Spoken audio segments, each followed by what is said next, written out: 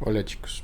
Eh, Hoy, dentro de nuestra materia de introducción a los sistemas marinos y costeros, vamos a tratar el tema de puntos críticos, lo que es puntos calientes y la extinción masiva, principalmente relacionada con el aspecto de unos límites que encontramos y ciertos elementos que encontramos de el origen de esta extinción a través de la parte marina en el mundo.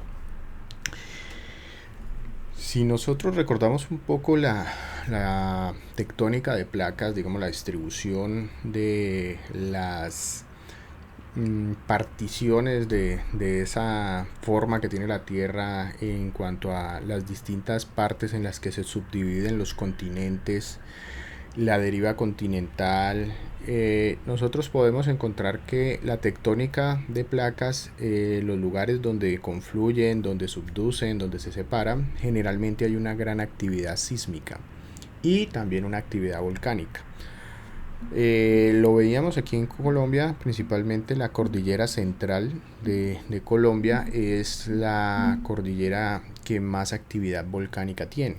Si podemos recorrer o visualizar desde la parte sur del país, digamos en Nariño, Pasto, al frente hay un volcán. Si seguimos subiendo por las cordilleras vamos a encontrar que está el volcán Doña Juana, el volcán Sotará, el volcán Puracé en Popayán, después sigue el nevado del Tolima y sucesivamente todos los volcanes que encontramos de ahí para arriba. Eso se debe principalmente a que estamos sobre una zona que es la zona de subducción de las placas y en estos lugares pues se da gran actividad volcánica y actividad sísmica. Aquí vemos un mapa que nos muestra la distribución de la actividad sísmica alrededor del mundo. Vemos que hay una gran cantidad de lugares en el mundo donde esa actividad está muy relacionada sobre todo con los fenómenos de la ubicación de las placas tectónicas alrededor de la Tierra. Entre ellos quizás los lugares más activos del mundo, Hawái, principalmente por la parte volcánica, pero países como Japón, como Turquía, lugares que tienen una gran cantidad de sismos, pues digamos Japón es uno de los países que más se ha visto afectado durante toda su historia por la parte sísmica. Entonces son lugares donde confluyen las placas, donde hay cierta actividad, digamos, sui generis de la energía que se da en estos lugares y por eso pues tiene gran actividad sísmica.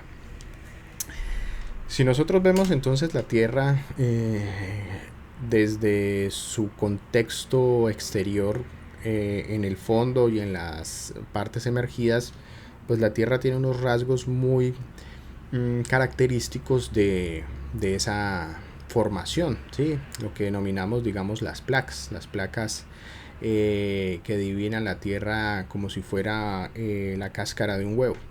Entonces tenemos la placa de Nazca, la placa suramericana, la placa de Cocos, la placa del Caribe, la de Fuca, la del Pacífico y una gran cantidad de placas alrededor del mundo. En el caso de nosotros, pues principalmente nos vemos influenciados por la placa de Nazca, la placa suramericana, la del Caribe y en cierto aspecto la placa de Cocos. Esas son las que a nosotros directamente aquí en Colombia nos afectaría, digamos, ¿sí? Y al afectarnos pues nos van a generar primero que todo actividad volcánica. Entonces tenemos lo que les mencionaba, la gran actividad volcánica que tenemos en el país referente al choque de Nazca con Sudamérica y la actividad sísmica que la encontramos también principalmente en las zonas asociadas a la subducción, al Pacífico, a la cadena, digamos, montañosa de los Andes. Hay una teoría que trata de explicar cómo se formaron los océanos o las cuencas oceánicas. Recordemos que si vemos a la Tierra desde el punto de vista hidrográfico, a nivel emergido, las conformaciones que se dan por los ríos se denominan cuencas. Entonces aquí en Colombia pues tenemos dos cuencas muy importantes, la cuenca Cauca y la cuenca Magdalena, que son las que abarcan la gran mayoría del área de tributación de los ríos del país, aunque tenemos la cuenca amazónica, tenemos la cuenca del río Patía y otras cuencas un poco más pequeñas, el río Trato, pero esa cuenca del Magdalena, digamos que es la más grande, termina recolectando todo el agua del país y termina tributando su agua a el océano. En términos oceánicos, pues nosotros podríamos definir en cierta manera que existen unas cuencas. En el caso de Colombia, pues tendríamos dos cuencas básicamente, la cuenca hacia el Pacífico y la cuenca hacia el Caribe. Desde el punto de vista geológico, existe algo que se denomina el ciclo de Wilson o de la cuenca oceánica. Aquí vamos a ver las distintas etapas que van del 1 al 6. Un ejemplo, entonces, la dorsal del este de África se levanta, digamos, empieza a darse un levantamiento. Esa dorsal africana, digamos, empieza a separarse en un segundo estado. Al separarse va a formar, digamos, un mar, el Mar Rojo. En un tercer estado, el mar se profundiza más y se amplía, digamos, mucho más, generando en este caso el océano Atlántico. Y en un cuarto estado, digamos, existe un levantamiento o de cierta manera una orogénesis. Esa orogénesis subdivide el océano en dos partes, entonces aparece el océano Pacífico. Para el quinto estado existen, digamos, separaciones de montañas dentro de otras áreas cercanas, principalmente en el ejemplo del mar Mediterráneo, donde el mar Mediterráneo se encierra el océano Atlántico por un levantamiento de montañas, en este caso de África, de Europa y del Medio Oriente. Y finalmente pues tenemos un levantamiento digamos extremo en lo que es la parte del Himalaya y la zona del Tíbet. Básicamente el ciclo de Wilson lo que nos explica es que la Tierra inicialmente estuvo en un estado básico donde no había, digamos, una formación oceánica, no había una cuenca oceánica. Por los procesos tectónicos y la orogénesis va evolucionando para generar las distintas cuencas oceánicas, digamos principalmente asociado a la deriva continental y a la orogénesis por los procesos tectónicos de la Tierra. El ciclo de Wilson pues, nos muestra ese proceso en el que se desarrollan, se dan el levantamiento de las montañas y se dan el desarrollo de los mares y los océanos en cierta manera. Ya sabemos que el océano Atlántico pues en principio teníamos unidas América y África se unían, entonces se empieza a desarrollar el ciclo de Wilson en el que se levanta una parte de la Tierra, esa Tierra se abre, empieza a distanciarse y a medida de que tributa el agua a lluvia y todos los procesos, pues esas cuencas se van llenando y se van abarcando de agua. A medida que las placas tectónicas y los procesos tectónicos y de orogénesis en la Tierra se van dando, pues entonces se van separando y generando los distintos océanos y mares. El ciclo de Wilson entonces nos explica cómo se formaron los mares y los océanos. Entonces aquí vemos un ejemplo, entonces en distintas etapas mostrándolo desde que se levanta la dorsal en el este de África que abre el Mar Rojo, luego se genera el océano Atlántico, el océano Pacífico cuando se da el levantamiento de Sudamérica o de América, y obviamente otra zona en el Atlántico cuando se da, digamos, el levantamiento de África y contra Europa genera el mar Mediterráneo, y finalmente un levantamiento extremo que vemos en ese orogénesis como el Himalaya o el Tíbet.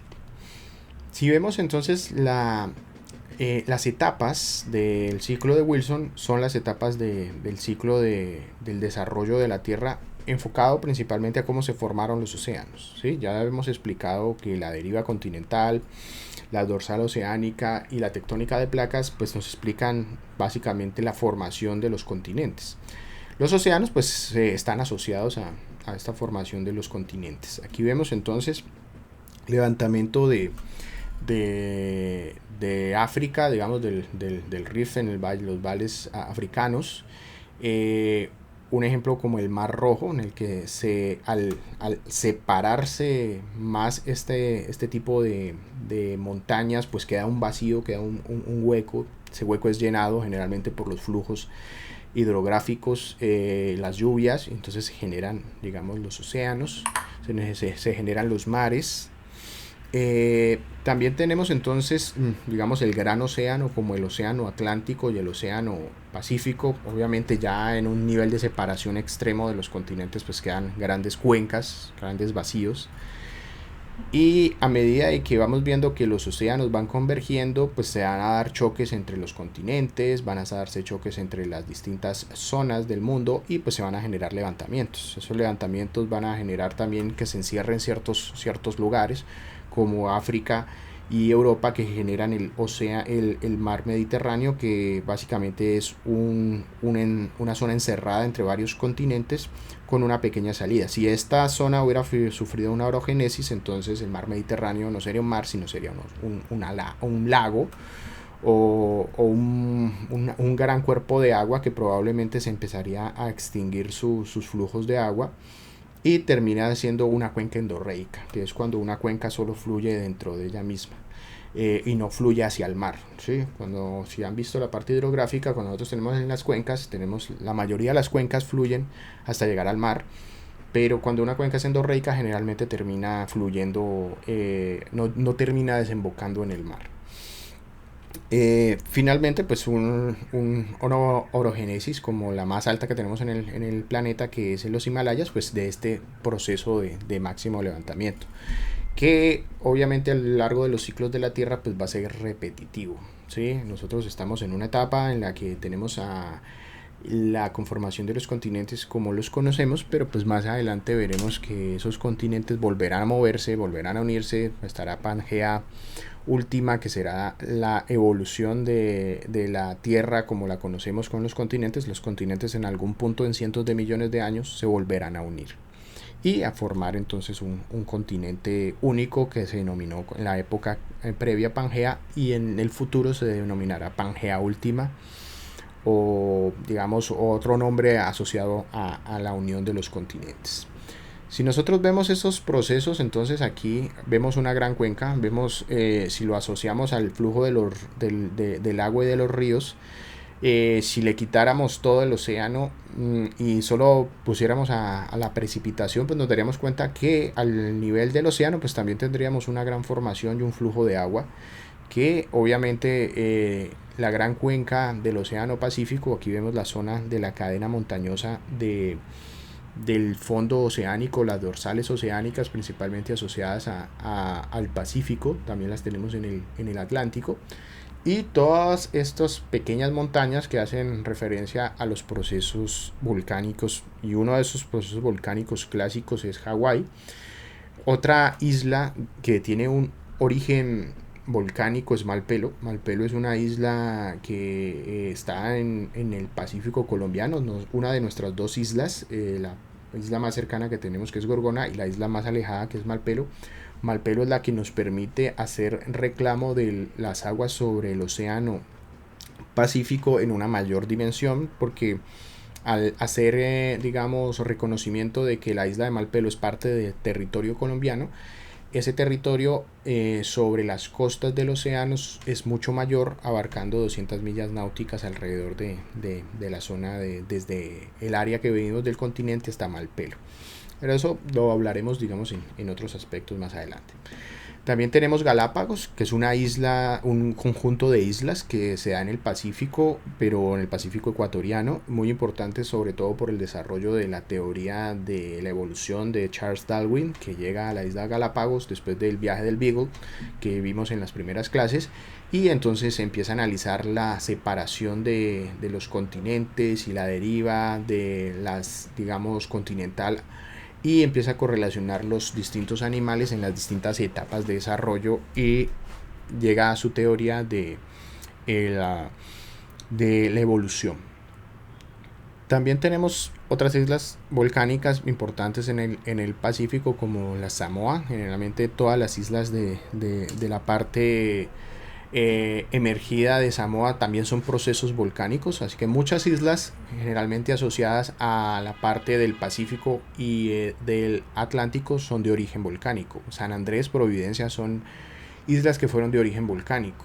Que obviamente después de muchos cientos de miles de años se formaron barreras de coral y entonces también ayudaron a que se formaran las islas y se complementaran. Generalmente las islas muy recientes no tienen formaciones coralinas, sino que ya son después de muchos cientos de miles de años que se forman barreras coralinas. El Caribe es un ejemplo. Nosotros en el Pacífico tenemos muy pocos corales, exceptuando en Gorgona hay un punto al norte del Chocó, no tenemos corales. Los corales se ubican principalmente en la zona del Caribe. En el Pacífico no hay muchos corales.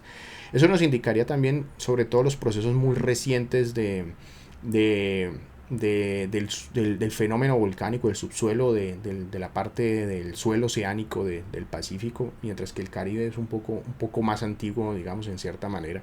Y eso lo hemos visto en los talleres cuando analizamos sobre todo los datos desde sistemas de información geográfica. En este caso, entonces, esos lugares donde confluyen zonas volcánicas alrededor del mundo se denominan hotspot, o puntos calientes en inglés.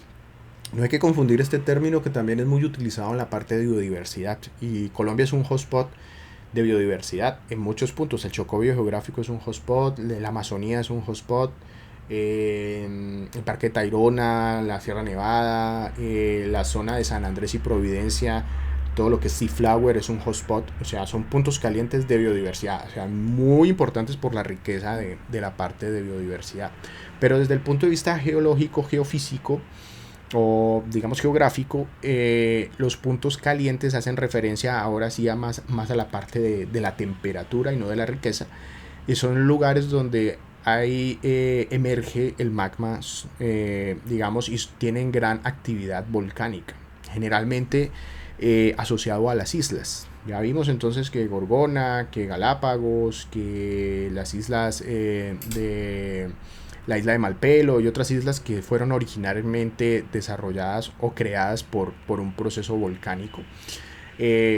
Aquí vemos el ejemplo de las islas hawaianas, en la que debajo de toda la cadena de islas, pues obviamente hay un flujo de una pluma magmática que está generando puntos calientes, y esos puntos calientes pues van dejando, fluyen en algún punto, generan generalmente, valga la redundancia, un volcán, y ese volcán pues va a desembocar en crear una isla, que con cientos de miles de años pues las islas pueden evolucionar, pues la caldera volcánica puede destruirse, colapsarse, generarse un atolón y después una barrera o un arrecife de coral, dependiendo del lugar donde se desarrolla y las configuraciones digamos puntuales.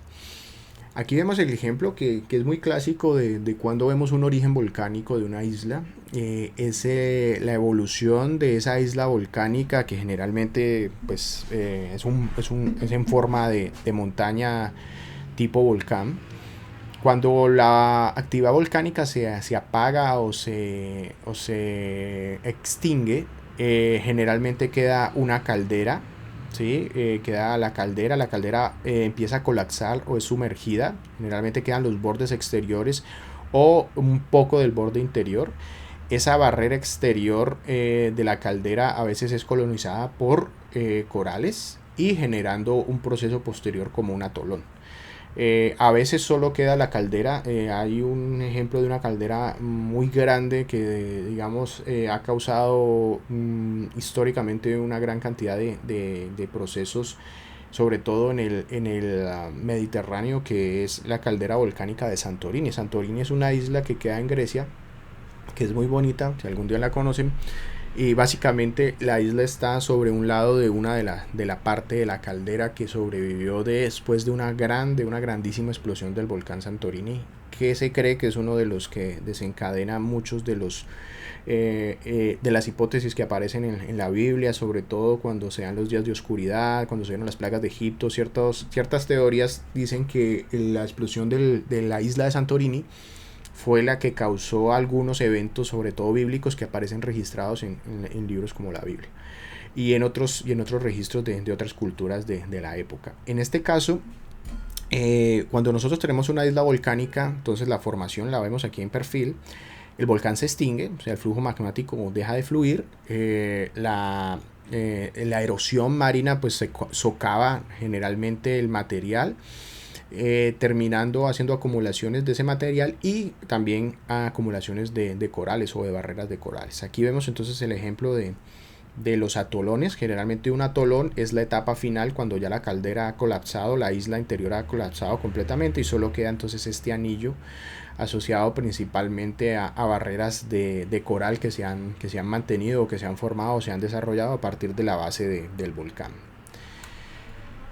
Aquí vemos un ejemplo de islas volcánicas de este estilo, formadas por hotspot o que siguen estando en un hotspot. Generalmente el hotspot es un punto caliente que emerge en algún momento, se apaga y sigue, digamos, se da el desplazamiento del fondo marino por procesos de deriva continental y de tectónica de placas. Entonces esa isla se apaga y sale otra isla con un punto caliente. Entonces generalmente siguen en esa cinta transportadora.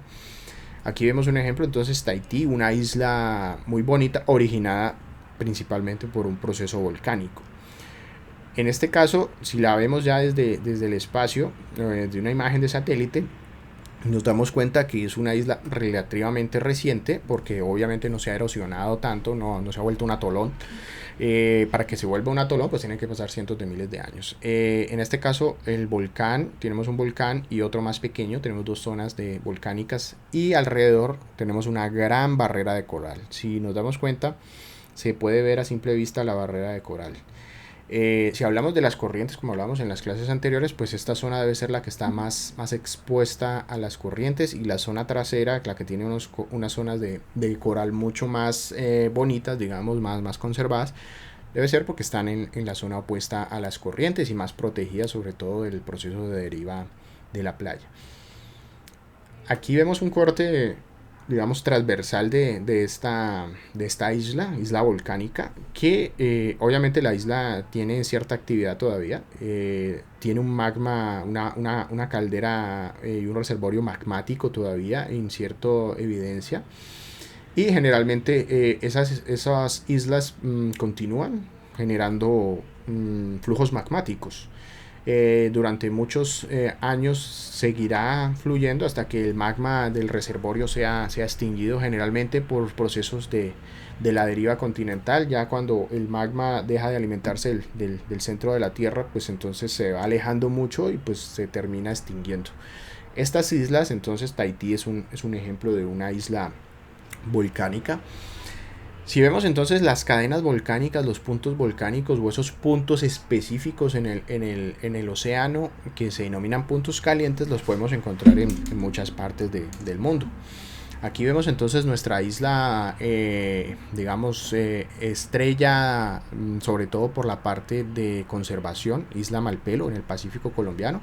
Esta isla le pertenece territorialmente al Valle del Cauca, así como Isla Gorgona territorialmente pertenece al departamento del Cauca. Una isla, digamos, muy importante para la biodiversidad, principalmente porque alrededor de la parte oceánica hay una gran comunidad de distintas especies.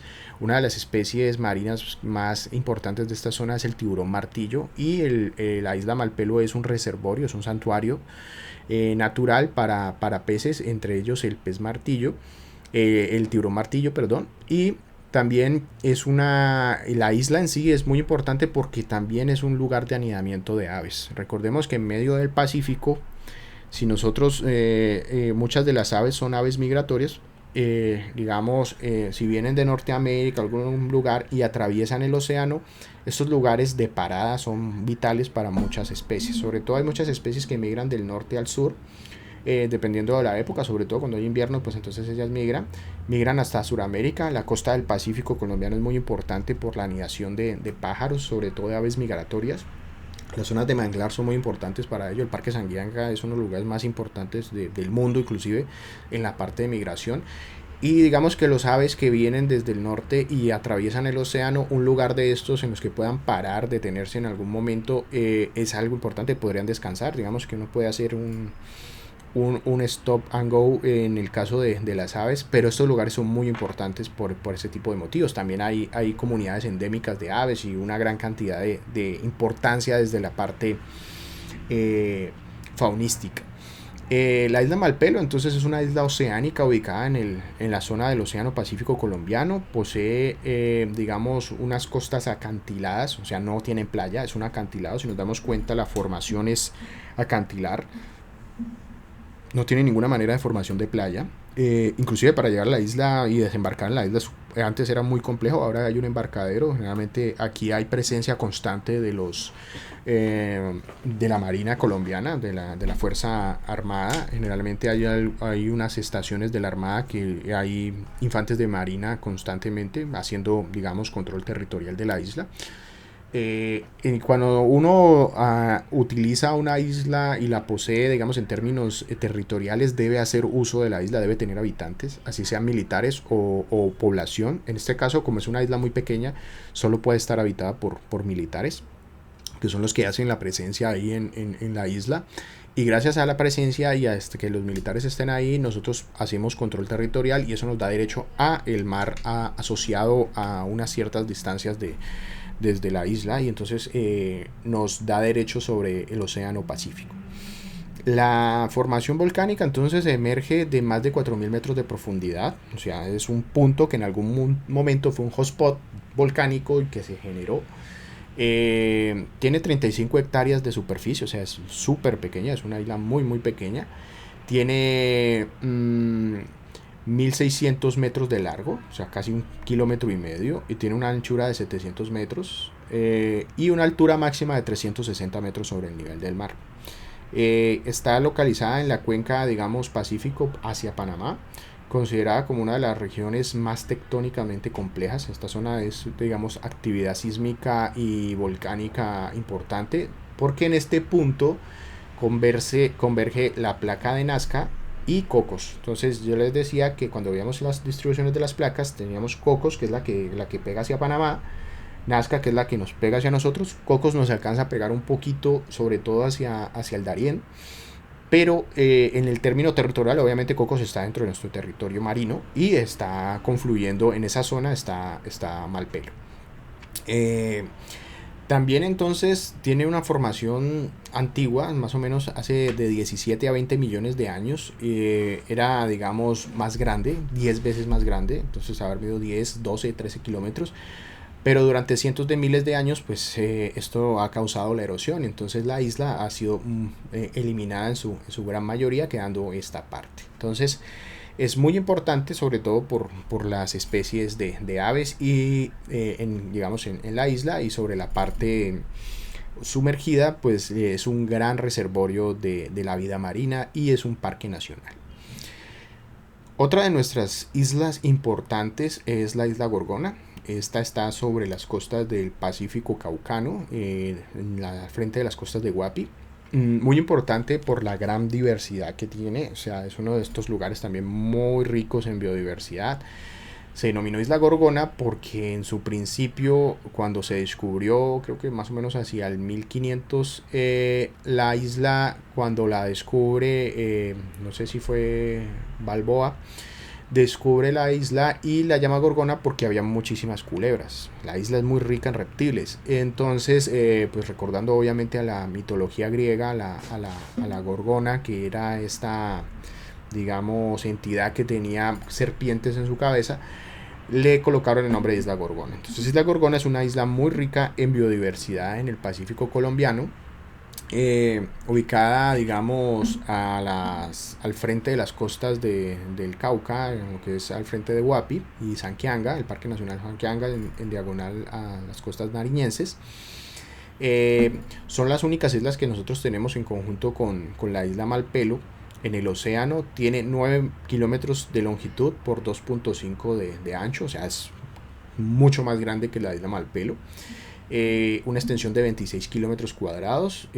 Además, pues es una de las áreas más importantes para la biodiversidad marina y costera en el país y sobre nuestra cuenca Pacífico.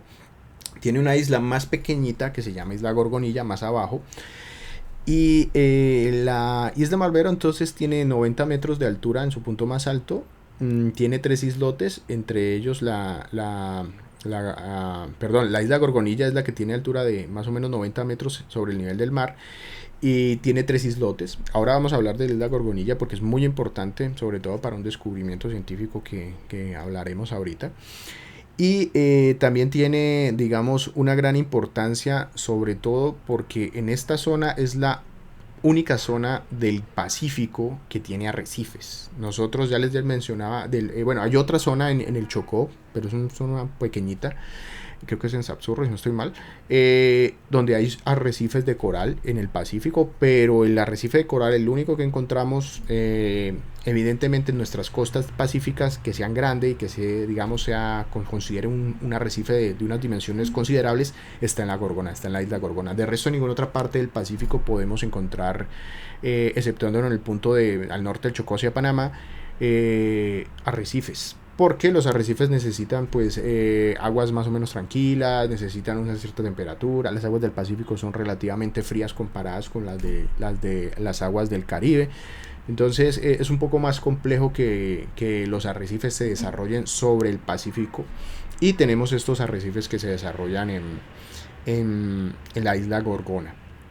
La Gorgona entonces, entre sus islas pequeñitas o sus islas hermanas, esos islotes, se podía pasar hasta hace unos años, porque era relativamente somera, de pie, digamos, cuando estaban en marea baja. Eso ahorita es un poco más complejo, porque ya a partir de los movimientos telúricos que han habido en muchos años, particularmente de los años 80, se hondó, digamos, se hizo un poco más hondo ese entrecruce que había ahí, que en época de marea baja, que ya hablamos de que la marea sube y baja, en este caso la marea permitía antes cruzar de una isla a la otra, pero ya no se puede, por los procesos tectónicos y volcánicos que hicieron que se profundizara ese cambio.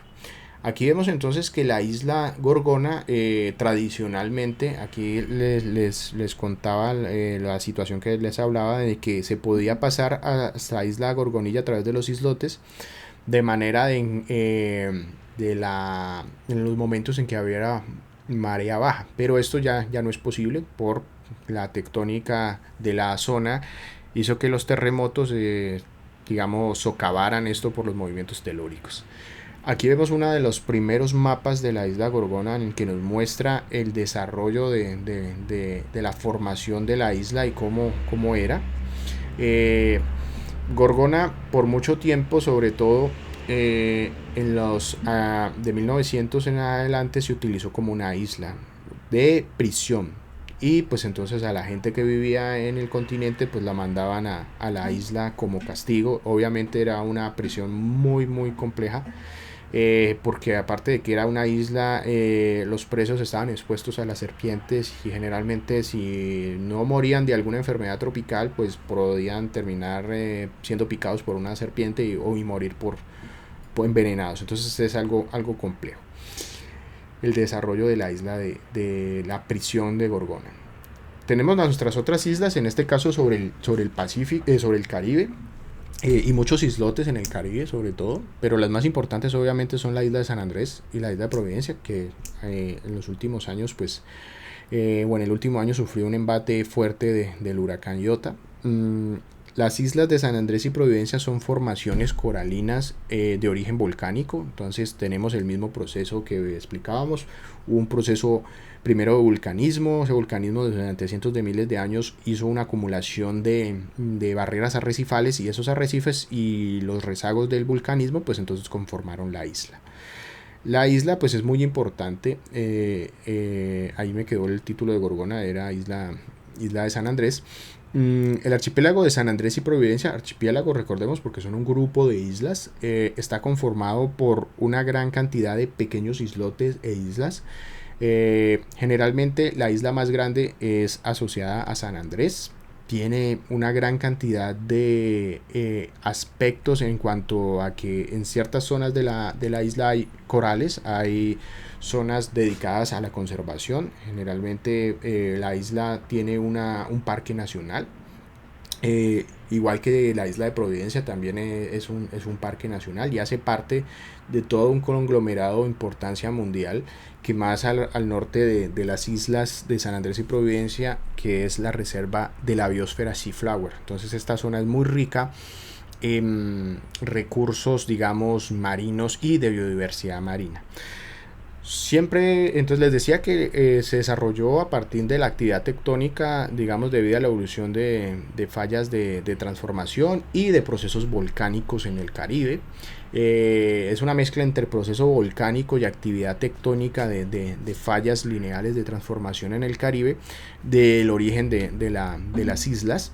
Probablemente estas islas fueron estructuradas por el volcanismo durante muchos cientos de miles de años y después, con la etapa final, pues se formaron los arrecifes por sedimentación calcárea.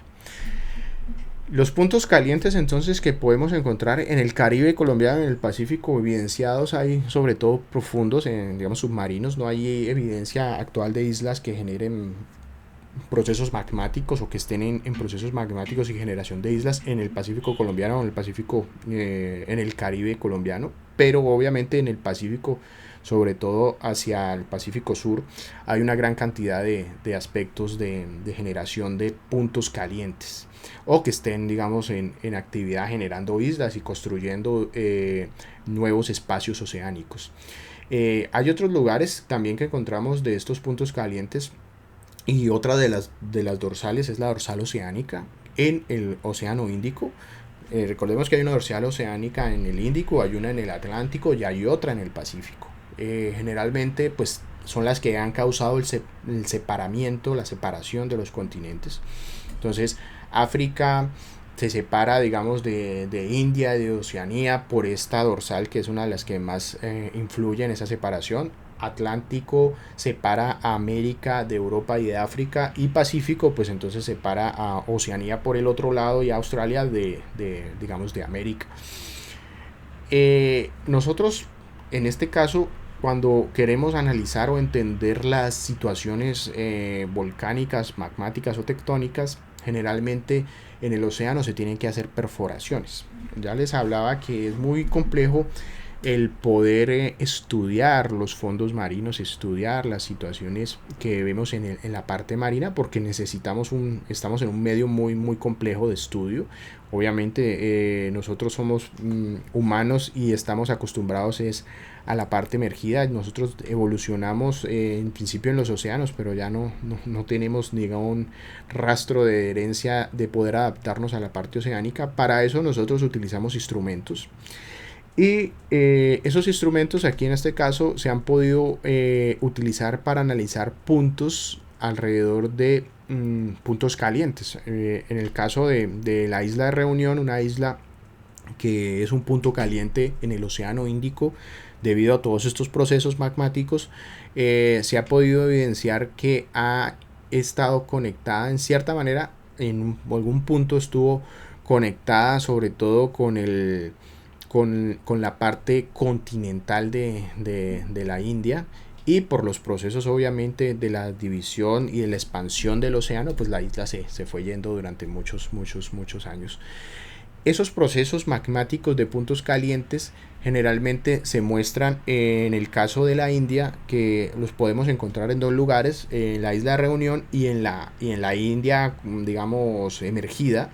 La India, por estos procesos de la división de la dorsal oceánica, pues hizo que las islas de Reunión se hicieran para este lado y la isla o el continente o el subcontinente, porque la India se considera un subcontinente, se emergiera y se levantara. Eso se puede encontrar aquí en los flujos de basalto de la India, ya en el continente emergido, que están más o menos a 1000 kilómetros digamos, de altura de estos lugares. Entonces nos demuestra que el flujo magmático que en algún momento en el océano formó la isla de Reunión y formó otras islas que después terminaron chocando contra el continente y levantándose, pues quedaron por allá en la parte más alta de las montañas hindúes. Eso nos indica que el océano siempre tiene una expansión, siempre tiene un proceso que en el caso sobre todo de la Sierra Nevada más o menos explica una teoría de esa en la que la isla llegó a un punto, chocó contra el continente y se levantó. La explicación y la generación de la Sierra Nevada de Santa Marta todavía causa gran debate científico de por qué, cómo fue que se construyó. Pero si vemos un poco esta teoría que vemos aquí, puede ser algo parecido, aunque obviamente en el Atlántico sobre el Caribe no tenemos una dorsal, es un poco más complejo explicar por qué una isla que se separó en algún punto choca contra el continente se levanta 5.800 metros, siendo muy pequeña. En este caso aquí era un conjunto de islas y el proceso de subducción y de choque y de placas pues sí ocasiona que se levante, pero en la Sierra Nevada es un poco complejo explicarlo y hasta ahora pues la explicación que inicialmente se daba era que la Sierra Nevada era parte de la cordillera de los Andes, pero después se mostró que no era y que sí hace parte de un proceso que viene del océano y que se levantó por una orogénesis. Lo que no se puede explicar ahora bien es cómo se dio esa orogénesis del levantamiento de la Sierra Nevada. Eh, Hay algo que en este proceso de cuando analizamos y hacemos procesos de perforación, ya sea a nivel submarino o a nivel terrestre, en muchas partes de la Tierra podemos encontrar algo que se llama el límite K, PG, que hace referencia a el proceso de extinción de los dinosaurios. Ese límite es muy conocido porque se puede encontrar en muchas partes del mundo. O sea, se cree que entonces cuando hubo el choque del asteroide que acabó con los dinosaurios, de ese meteorito, generó primero que todo una gran actividad volcánica, pues porque el golpe del meteorito causó sismos, causó que los volcanes se detonaran, causó terremotos, tsunamis. Entonces esa gran fuerza, esa gran cantidad de escombros generó y dejó una huella en ese momento cuando se dio. Y ese límite que se llama el límite KT o el KPG es la evidencia de el impacto de un meteorito hace 65 millones de años. Entonces en muchos lugares de la Tierra se puede encontrar ese límite cuando si nosotros hacemos un corte de una calicata o estamos haciendo un análisis geológico y vemos un perfil de un escarpe, podemos ver en ciertos lugares es mucho más representativo y es muy evidente este límite. Este límite entonces mostraría que fue un fenómeno que se dio alrededor de toda la Tierra, un fenómeno mundial, entonces que fue la extinción de los dinosaurios cuando choca el meteorito. Un objeto que era más o menos de 10 kilómetros de diámetro. Se cree que un objeto de 10 kilómetros de diámetro en el espacio puede destruir, digamos, la Tierra, acabar con la vida, que fue lo que pasó con esta época en la que los dinosaurios se extinguieron. Y eso generó un impacto planetario, colapsó completo el Sol. Obviamente las cenizas y el humo y todo lo que se levantó durante muchos años tapó la atmósfera. Eso hizo que todas las plantas se murieran. La gran mayoría de dinosaurios murieron de entrada con el golpe del meteorito porque causó tsunamis, causó erupciones volcánicas. Entonces casi todos los animales murieron inmediatamente o por lo menos en el lapsus de unos días o meses posteriores al choque del meteorito. Solo sobreviviendo los pequeños mamíferos, en ese caso los mamíferos que nos dieron origen a nosotros, que eran mamíferos muy pequeños. El mamífero más parecido actualmente podría ser como una zarigüeya. Una zarigüeya pequeñita, un mamífero que fue la que sobrevivió después de todo esto y pudo, digamos, dar a pie a la evolución de los seres humanos, que digamos que somos mamíferos y dependemos de este origen. Si no hubiera existido el choque del meteorito, pues los dinosaurios probablemente serían los que hubieran evolucionado de otra manera.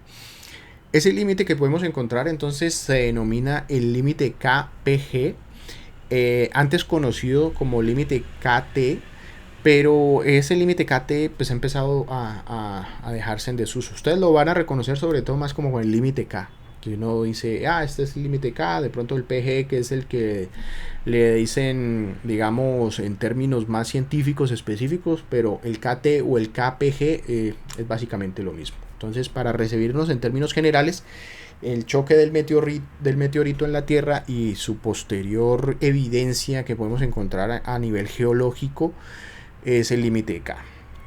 ¿Dónde se dio esto? Entonces, primero nosotros pudimos a través de la investigación científica demostrar que sí hubo un choque de un meteorito y existe una evidencia física del cráter que dejó. Esta es la península de Yucatán. Esta es, digamos, una zona marina de la península de Yucatán y costera. Aquí se alcanza a evidenciar sobre la topografía, sobre un modelo de elevación, una parte del cráter del choque del meteorito de 10 kilómetros de ancho contra la Tierra, que generó obviamente un cráter gigantesco. Este asteroide entonces generó el famoso cráter de Chicxulub, que pegó o chocó con la península de Yucatán y erosionó, digamos, en cierta manera el suelo, generó obviamente un cráter. Hacia la parte oceánica el cráter está hundido, y en la parte continental alcanza todavía a tener algunas pequeñas, digamos, formaciones o redondeadas que alcanzan a mostrar la evidencia todavía del choque del meteorito. Obviamente que la Tierra y en la parte oceánica se ha erosionado durante cientos de miles de millones de años, entonces todavía quedan algunos rastros, principalmente en la parte emergida, aunque en la parte submarina también queda una evidencia. Se cree que este sería pues el sitio de impacto del huracán Chicxulub y del meteorito, perdón, no el huracán. Y sería algo así como lo que hubiera generado en principio, luego de cientos de años de haberse asentado todos los procesos de cenizas y haberse calmado toda la situación, hubiera generado un cráter, y ese cráter generaría entonces estas cadenas, digamos, como montañosas. Lo que queda hasta ahora es una pequeña muestra de una de los anillos del fenómeno del cráter, y un exterior que ya está casi completamente destruido o eliminado por la erosión. Y en la parte, digamos, sumergida también quedan algunas pequeñas muestras de ese cráter. Así se cree que fue el proceso. Entonces se chocó el meteorito. Generalmente al chocar el meteorito él genera una energía inimaginable, o sea, de bombas nucleares, de cientos de millones, de miles de bombas nucleares. Eso vaporiza inmediatamente todos los materiales. Cuando hay un choque de un meteorito, generalmente se genera vaporización de los materiales. Muchos de los materiales generan un material posterior que se denomina tectita. Y la tectita es un vidrio, si ustedes de pronto han visto en las zonas volcánicas o conocen el vidrio volcánico, como el pedernal. La tectita es un material volcánico que se origina cuando choca el meteorito, vaporiza, digamos, todos los elementos generalmente asociados al material de la roca, y lo cristaliza, lo derrite y lo vuelve casi que un vidrio. Si ustedes conocen el origen de cómo se hace el vidrio se hace con la arena de la playa. Entonces uno va a la playa, toma la arena la cuece a una temperatura muy alta y esa arena se convierte en vidrio. ¿Sí? Entonces ese vidrio volcánico lo podemos obtener por un proceso volcánico, o el vidrio se puede generar también por un proceso como el choque de un volcán, que genera un vidrio especial que se denomina tectita. La tectita es muy importante para ver los procesos de un posible choque de un meteorito. En ese caso, entonces, si nos damos cuenta, el sitio de impacto del cráter de Chicxulub podemos encontrarlo en Yucatán, y obviamente si lo extrapolamos a la zona del continente americano, en algunos lugares de la Tierra, o sobre todo el continente americano, podemos encontrar evidencias del límite K, pero también podemos encontrar otras evidencias del choque del meteorito. generalmente asociadas a lo que les decía. Podemos encontrar cambios de la formación de la Tierra. En este caso, pues en este lugar se perfila y se muestra a ciertas profundidades. Entonces el subsuelo mostrará el límite, digamos K, que es el que nos evidencia esta aparición del meteorito. Y en la parte oceánica también encontraríamos con la batimetría una forma, digamos, al lado de la península, que generaría una forma redondeada asociada al posible cráter que fue estrellado. Les mencionaba que los orígenes de un choque con la Tierra, de generalmente un meteorito de unas grandes dimensiones, digamos grandes, un meteorito grande es 10 kilómetros, o sea, un meteorito que puede extinguir la vida en la Tierra. Pero meteoritos grandes pueden ser más allá de 250 metros. Un meteorito de 250 metros o de 300 metros puede destruir una ciudad perfectamente, puede acabar con, o inclusive con destruir casi un país, podría destruirlo dependiendo del tamaño del país. Un país como Colombia podría acabar con medio país. Podría destruir una ciudad como Nueva York, podría destruir una ciudad como Los Ángeles, entonces acabarla completamente. Y esos procesos de los meteoritos pues son complejos.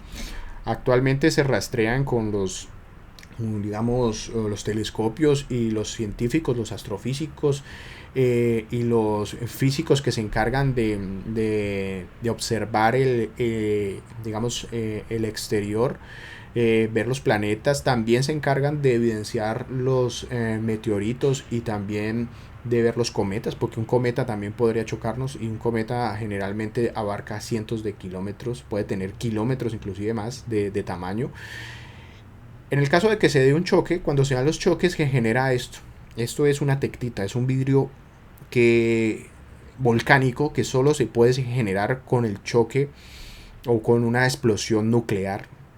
¿Cómo se sabe que es una tectita? Entonces es por esto. Uno la ve, es un vidrio volcánico. Bueno, generalmente yo en las clases, cuando estamos presencialmente, yo les pongo una tectita. Yo tengo una tectita y la pueden ver, y es un vidrio. Es muy parecida a esta. Ese vidrio es resultado de una fusión termonuclear. Entonces, cuando una fusión se da por una bomba nuclear, entonces cuando se hicieron los primeros ensayos nucleares en el atolón de Bikini y cuando estalló la bomba Trinity en Nuevo México, y cuando hicieron los otros ensayos los rusos, se dieron cuenta que alrededor del área donde explotó la bomba nuclear se generaron estos materiales, se generó la tectita. Y cuando se ha buscado evidencia de choques de meteoritos, se busca entonces encontrar rasgos de la tectita.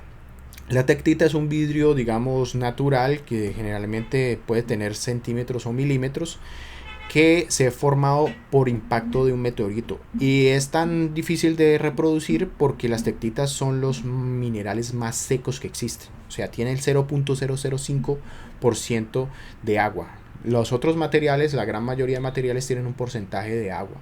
Este es el material más seco que se puede encontrar, y eso es porque cuando se da el proceso de la explosión nuclear, ya sea por un meteorito o por una bomba nuclear, se evapora completamente los líquidos y quedan unos rastros muy pequeños de líquido, que quedan. Todos los materiales, generalmente minerales, tienen algún rastro de líquido, pero en este caso en las tectitas desaparece completamente, y eso es una evidencia de un choque de un meteorito. ¿Por qué es importante esto?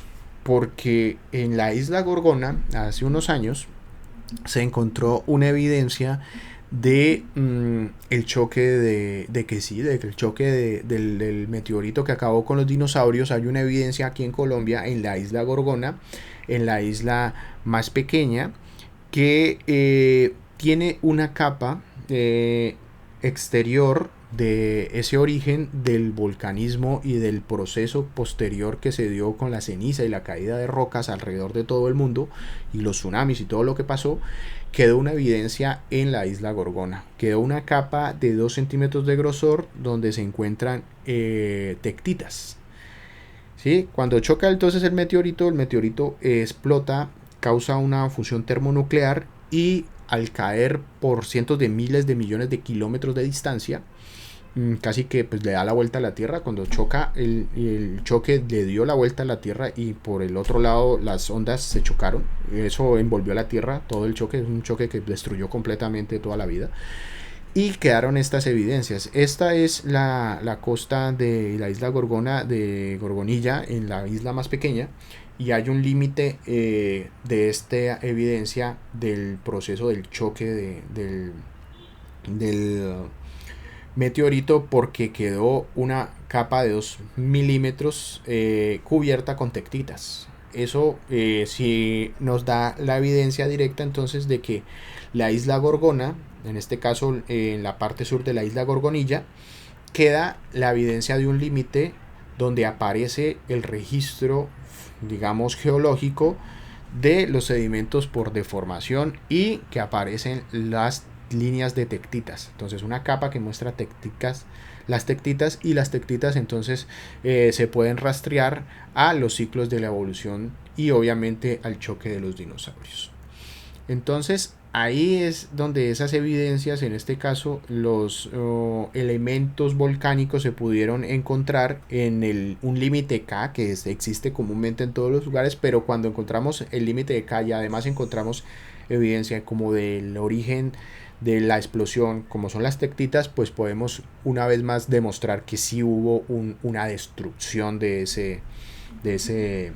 por ese origen de un meteorito que acabó con los dinosaurios. Y en Colombia, entonces, en la isla Gorgona, que es la isla importante para nosotros, podemos encontrar una evidencia de esto. Si seguimos hablando de hotspot, entonces vamos a encontrar uno de los lugares más activos en términos de hotspot en la Tierra, que es Groenlandia. Groenlandia es una isla y es un proceso que se desarrolla. Es una isla muy grande, casi que más grande que Europa en ciertas partes, que se generó por procesos magmáticos y volcánicos. Groenlandia es un lugar muy importante, sobre todo por el origen volcánico. Aquí vemos que el origen volcánico de Groenlandia se debe a que fue originada desde el océano. Es una macroisla volcánica, porque tiene casi el nivel del tamaño de un país, como Europa, digamos, o como la península ibérica, podría ser similar al tamaño de Groenlandia. Y Groenlandia es una zona que se originó por fenómenos volcánicos de hotspot. Aquí vemos cómo muestra la evidencia volcánica de los hotspots de donde se han desarrollado todos los volcanes que están activos, pero la isla en sí es un gran megavolcán que se ha generado muchos procesos volcánicos durante muchos años, y toda la formación terrestre de la isla es de origen volcánico. Inclusive todavía es una zona muy activa, y posteriormente su isla vecina, que es Islandia, también es de este mismo origen. Entonces ya Groenlandia termina apagándose en cierta manera. Tiene unos lugares que tienen todavía un flujo térmico. Aquí vemos una imagen térmica de la zona de Groenlandia. Y Islandia, que es otra isla que está en la misma cadena de la línea de hotspot de generaciones de la dorsal oceánica del Atlántico, pues esto genera la actividad volcánica muy grande en Islandia y en Groenlandia, sobre todo pues en lo más activo en los últimos siglos está más hacia Islandia. Pero este proceso nos muestra que desde un punto de vista térmico, si lo vemos con las imágenes de satélite, vamos a ver las variaciones en el flujo térmico de esos hotspots que se tienen alrededor de la distribución de los puntos calientes. Entonces Groenlandia es un punto caliente, un lugar muy grande que ha sido generado o se está, digamos que sigue generándose, porque sigue con evidencias de procesos volcánicos y tectónicos asociados a la parte volcánica. El punto caliente entonces pues son áreas de actividad volcánica que tienen una gran relación sobre todo con las zonas de subducción o con las dorsales oceánicas. Entonces ya vimos que en el Pacífico se debe a zonas de subducción. Hay zonas aquí en el caso del Atlántico donde se ven zonas relacionadas con las dorsales oceánicas, en el Océano Índico también con las dorsales oceánicas. Y alrededor del mundo pues entonces podemos encontrar una gran cantidad de hotspots. Estos son los que se han identificado hasta ahora y que se han reconocido. Pues obviamente Hawái, la actividad volcánica, el típico volcán hawaiano. Cuando ustedes ven la parte geofísica y geológica, pues y vemos los tipos de volcanes, pues está el volcán Peleano, y está el hawaiano, que es este típico que vemos en Hawái. Aquí en el lado de nosotros más cercano, pues el hotspot es las Islas Galápagos, todas son de origen volcánico y sigue habiendo vulcanismo activo en esa zona, que posiblemente genere algunas islas en el futuro. En Hawái se generan islas constantemente nuevas o se está aumentando el área de las islas. Hacia la parte del Atlántico pues tenemos las Azores y otras islas asociadas. Las Azores es una isla, es la última isla que se recorre cuando, digamos, uno viaja de Europa a América o viceversa. Es la última isla que serviría en el caso de que uno en el avión tenga algún problema, porque desde las Azores hasta las islas de las Antillas Menores pues no hay nada en el océano. Entonces si se sufre un accidente, pues aquí prácticamente se muere las personas, porque el último punto que se podría llegar a tener algún momento de ayuda es las Islas Azores. Entonces las Azores, aparte de ser famosas por ser la última isla continental cuando uno va a hacer el viaje o el último punto donde uno puede tener ayuda cuando se viaja de Europa a América a través de avión, es un punto de un hotspot muy importante de generación volcánica. Y así alrededor del mundo pues tenemos Islandia, como les hablaba. Ya Groenlandia ha bajado y ya no está en pleno proceso de hotspot, se ha migrado y entonces ahora es Islandia. Islandia es generada obviamente por un proceso volcánico de este estilo. Los puntos calientes más clásicos y más conocidos pues son los de las islas de Hawái y de Samoa, generalmente la Samoa americana, que son puntos de islas volcánicas que generan esta constante nueva generación de islas de tierra, y pues los procesos han generado que la corteza empiece a formar nuevas islas. Aquí tenemos islas que se están generando constantemente y las Samoas americanas generalmente están aumentando en tamaño porque cada vez hay más evolución de estos procesos volcánicos y se generan más magma y más islas y van creciendo las islas. Vemos entonces en rojo el vulcanismo relacionado con puntos de acceso desde hace más o menos 250 millones de años, ¿sí? Entonces los puntos de acceso del magma del centro de la Tierra hacia digamos la parte exterior. Los flujos de basalto de la India, que ya lo hablamos ahorita, se ven evidencia de estos flujos de basaltos que estaban en el océano y que pues obviamente por orogénesis se terminan apareciendo en las montañas en la India. Lo que es el río de Columbia en Yellowstone, y Yellowstone es una gran zona muy importante en Estados Unidos, sobre todo porque el parque nacional digamos asociado a Yellowstone es un super volcán. Aquí se creía que era una cadena volcánica, pero después los geólogos americanos se dieron cuenta que Yellowstone, que es una parte norte cerca a Canadá, es un supervolcán, y todo esto es una caldera volcánica gigantesca. O sea que en algún momento el volcán Yellowstone puede ser una de los puntos hotspot más importantes. O sea, esto es un punto muy importante de generación magmática, y se creía que era una cadena volcánica, pero ahora se ha comprobado que es un megavolcán, es un solo volcán que tiene múltiples salidas, y que la caldera, que abarcaba una gran cantidad de kilómetros, se ha colapsado y está como generando distintos puntos, pero se cree que en algún momento puede darse una mega explosión de este supervolcán, que es el volcán que está en Yellowstone, y en un futuro pues esto podría ser algo muy complejo. Si nosotros vemos entonces nuestros ejemplos de qué es el flujo magmático, pues aquí vamos a un término de los que siempre he hablado, que es el proceso de convección. La convección nosotros la vamos a encontrar en el agua, la vamos a encontrar en el magma, la vamos a encontrar en la atmósfera y en todos los elementos que vamos a tener diferencias de temperatura, ¿sí? Cuando está el caliente y el frío, eso va a generar un flujo, y eso obviamente lo podemos ver a nivel magmático también. Es el ejemplo de la tetera, o es el ejemplo de por qué nosotros la capa exterior que estamos nosotros aquí en la Tierra, y la capa exterior que obviamente está soportando los océanos, tienen unos movimientos y tienen unos flujos generalmente asociados al flujo del manto y de las capas que están dentro de la Tierra, que obviamente están en ebullición, están en cambios de temperatura del magma que está en el interior de la Tierra, y ese magma tiene una temperatura más fría y una temperatura más cálida, y generalmente pues genera este proceso de convección, que también lo vemos en los océanos, que también lo vemos en la atmósfera. Y la convección pues es la que causa el ciclo de destrucción o de generación de los materiales. Generalmente ese ciclo magmático en algún punto de la Tierra pues aflora y genera entonces lo que se denomina punto caliente. Cuando se dan por procesos de subducción o de choque, pues esos puntos calientes generalmente aflorarán generando volcanismo. Pero cuando no hay por un choque, sino porque el magma consigue penetrar, digamos, el manto en cierta manera y romper esa litosfera, ahí influye en algún punto, y esos son los famosos puntos calientes. Los puntos calientes, entonces ya vimos la distribución alrededor del mundo, perdón.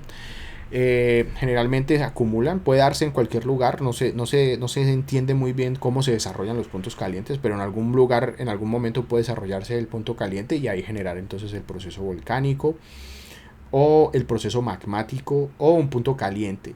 Entonces aquí vemos el proceso como de generación, vemos la zona cálida, caliente dentro de la Tierra, que va subiendo, obviamente el desplazamiento de los puntos calientes, digamos como son los de las islas, entonces que la isla fluye, a medida de que la isla y el movimiento de la placa tectónica y de la deriva continental se va dando, pues la isla se va alejando de su fuente de calor y termina apagándose.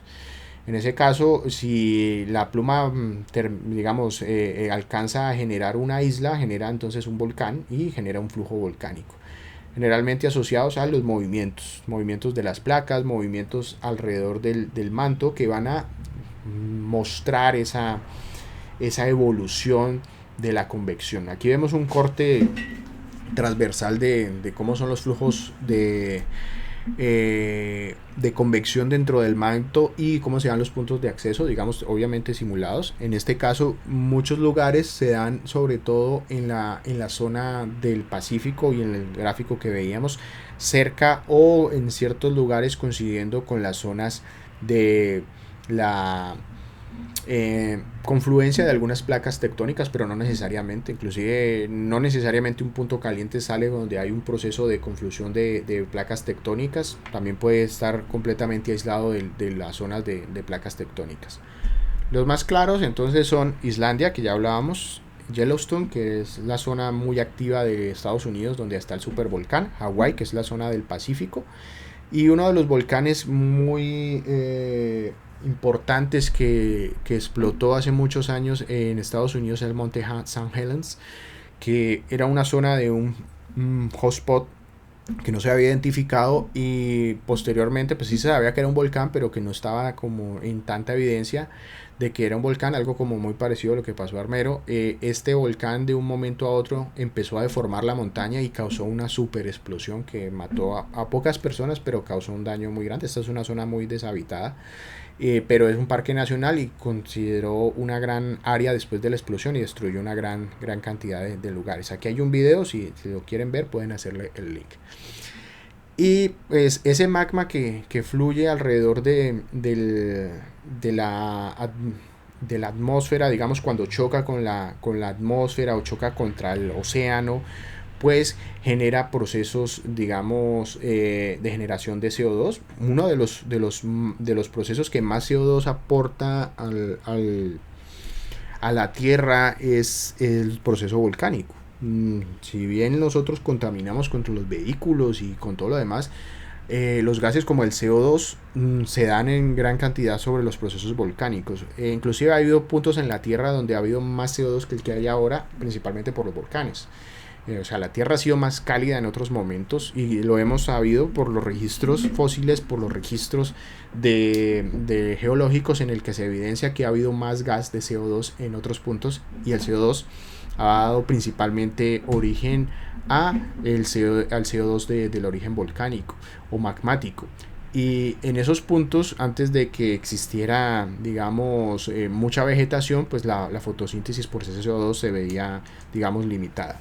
Si nosotros vemos dentro de los océanos, la evolución de los puntos cálidos o calientes, pues se generan entonces los puntos de afloramiento hidrotermal, generalmente submarino. Y esto es muy importante porque hay muchas, sobre todo comunidades de profundidades, tampoco se ha estudiado mucho, que dependen de este tipo de flujos térmicos e hidrotermales en las profundidades del océano. Hay animales que dependen, hay ciclos vitales de animales en los fondos marinos que todavía no se han estudiado porque es muy difícil entender y estudiar estos fondos, que dependen de los procesos hidrotermales. Las plumas hidrotermales, que también generan una gran cantidad de gas, se asocian a otro proceso que posiblemente en el futuro pueda ser muy complejo, que son los hidratos de carbono. Los hidratos de carbono, generalmente cuando hay plumas gaseosas o sale gas, digamos, desde el flujo magmático en el océano, si están en unas profundidades muy grandes, el gas se congela y se hidrata, entonces queda atrapado en cierta manera como condensado. ¿Sí? Aquí podemos ver esto. Estamos debajo digamos, de la capa de hielo, como decir, por así decir, digamos, a la Antártida, y en la Antártida puede haber flujos volcánicos del magma en esa parte baja, y esos gases se terminan condensando y, digamos, hidratando, se quedan como congelados. Este es un fenómeno que también se da en el norte del mundo, lo que es Canadá y lo que es Rusia, asociado a el permafrost. El permafrost entonces tiende a congelar la tierra, y esa tierra congelada guarda entonces gases de CO2 y otros gases de descomposición, pero cuando se empiezan a descongelar, pues esos gases empiezan a salir, que eso es lo que está pasando, digamos, actualmente. El permafrost en todo el norte de la tierra se está empezando a descongelar y está generando más gases. Pero los hidratos de carbono, que vienen sobre todo de plumas hidrotermales, son peligrosos porque en este caso, sobre todo en los lugares donde tenemos capas de hielo debajo, si hay un proceso térmico y tiene hidratos de carbono, al descongelar el hielo y al cambiar la temperatura de los océanos, estos hidratos de carbono se pueden descongelar, y entonces tendríamos una gran cantidad, un golpe de CO2 que saldría y se liberaría. Entonces esto también es algo muy peligroso, de por qué cuando cambia la temperatura del océano puede desencadenar una sumatoria, digamos, de gases de hidratos de carbono que se descongelen o que se deshidraten y acumulen más gas en la atmósfera, más efecto CO2, y eso traerá entonces un ciclo que seguirá siendo más complejo y generará más gases, y eso pues nos traerá más cambio climático. Entonces las plumas de térmicas que se dan en los fondos marinos pues nos sirven para, si bien para mantener algunos ciclos, sobre todo naturales, en las altas temperaturas y donde hay cambios, sobre todo zonas muy frías, esos gases se terminan hidratando y se terminan almacenando, que posteriormente van a ser un poco complejos. Si se deshidratan, y pues aunarán más o pondrán más grave la situación del cambio climático. En este caso vemos el ciclo del proceso magmático. Aquí lo vemos asociado a el magma, pues está obviamente en ebullición, sube. Cuando hay un proceso volcánico, pues se dan una gran cantidad de gases, entre ellos uno de los gases más complejos es el CO2, y el CO2 pues termina acumulando, generando procesos.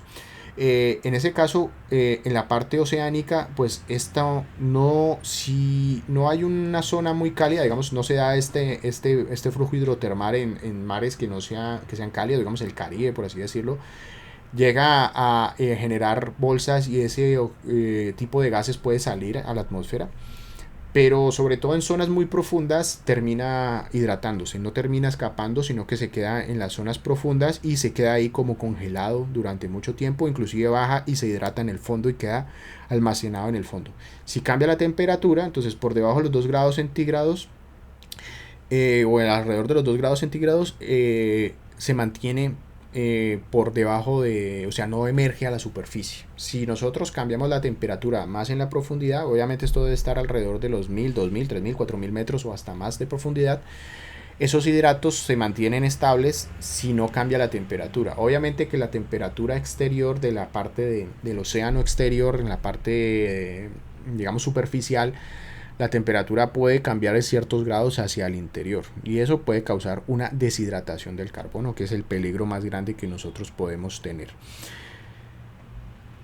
Uno de estos ejemplos entonces es de que en la parte de las mesetas submarinas, donde se da la acumulación de hidratos de carbono y se reducen, digamos, todos los materiales oxidados, nosotros podemos mantener un ciclo de nutrientes que se asocia también a toda la parte de hidrotermal. La parte hidrotermal adiciona nutrientes en el océano y esos nutrientes pues sirven para el plancton. Entonces este fenómeno que veíamos aquí de arrojar una gran cantidad de elementos minerales y todo esto, pues es como cuando nosotros a las plantas les adicionamos elementos, o sea, los materiales básicos para la vida de las plantas, que generalmente son los macronutrientes, y esos macronutrientes, digamos, el NPK, el calcio, el potasio, se lo adicionamos a un cultivo, la planta puede crecer bonita porque necesita los minerales y los macronutrientes. En el caso del océano es igual, los nutrientes básicos muchos vienen de los procesos magmáticos que se adicionan, digamos, al océano, y eso sirve para el plancton y el zooplancton, que son la cadena básica de los animales que encontramos de las plantas y los animales que encontramos en el océano. Eso también trae una gran cantidad de procesos que dependen de ellos, porque el plancton y el zooplancton son la cadena básica de la vida en el océano. Entonces, finalmente, pues para retomar el proceso de la formación, pues según el ciclo de Wilson, nosotros cada ciertos millones de años, todas las masas de la Tierra emergen, digamos que están emergidas, se juntan y cada ciertos millones de años se separan. Entonces van a estar uniéndose y separándose alrededor de toda la historia de la Tierra, y eso ya ha pasado. Esa Tierra inicial, según la teoría de Wilson, de John Tuso Wilson, se denominaba Pangea. Y Pangea será la inicial. Aquí vemos cómo eran los continentes. Entonces Sudamérica estaba pegado a África, por eso África y Sudamérica comparten como una figura muy común. A América del Norte, Europa, Australia, India, estábamos en un solo continente. Ese solo continente se separó y se cree que en un futuro, digamos, otra vez, dentro de cientos de miles de años, la Tierra volverá a unirse. Entonces América estará pegada otra vez a África, Estados Unidos se pegará entonces un poco hacia Asia, y pues tendremos lo que se denomina Pangea última, que sería la evolución de esa Tierra como conocemos a volver a unirse en un solo supercontinente, donde todos los continentes queden unidos, y eso volverá a pasar y se volverán a separar, así hasta que algún día el Sol estalle y acabe con los planetas, que eso sucederá en cientos de miles de millones de años. Entonces el ciclo de Wilson pues muestra esto de que siempre vamos a tener un proceso de nacimiento, de destrucción, ¿sí? Entonces tenemos una generación del Reef, que es como ese valle, de ese fondo oceánico que está generando, o de ese continente que se está generando una montaña, se está dando una separación. Esa separación de dos masas van a generar un lugar, un espacio. Ese espacio generalmente se va a llenar de agua y se va a expandir. Entonces se va a seguir expandiendo. En este caso los continentes se estarán separando, y posteriormente otra vez va a surgir otro material que generará entonces otro continente, y ese continente en algún momento se separará y va a generar un océano, y así sucesivamente. Ese ciclo va a ser eterno, y es el ejemplo del ciclo de la Pangea, porque los continentes, entonces aquí se separó África de América, Norteamérica de Eurasia, después se chocaron, y después en ciertos de años entonces va a haber otro proceso como ha sido el que está sucediendo actualmente, en el que en algún momento todos los continentes volverán a chocarse y a reunirse, y volverán a separarse y a generar el ciclo una y otra vez. En ese caso, pues ese es el proceso que hace la evolución, sobre todo de la vida en la Tierra. Nosotros tenemos que voy a poner esto, un punto de partida generalmente a partir de los desarrollos de la evolución. Aquí vemos esto es un ejemplo de una tierra volcánica recién emergida y donde vemos que se crea vida, inmediatamente empieza a colonizar, a desarrollarse por colonias, una colonización en este caso son cactus, y entonces generalmente pues donde hay un caos, hay falta de situación, se va a dar pues vida. Si hay una extinción, posteriormente va a volver a haber vida y va a haber evolución. Entonces los continentes son iguales. Generalmente se asocian a que se van a destruir, se van a modificar y posteriormente van a generar una tierra nueva, se van a hundir, se va a generar un océano y posteriormente va a emerger en la tierra y así sucesivamente. Eso traerá entonces una evolución de la vida de los seres vivos que hay en la tierra y cómo hemos evolucionado durante cientos de miles de años. Listo, chicos, entonces hasta aquí dejamos la presentación. Muchas gracias.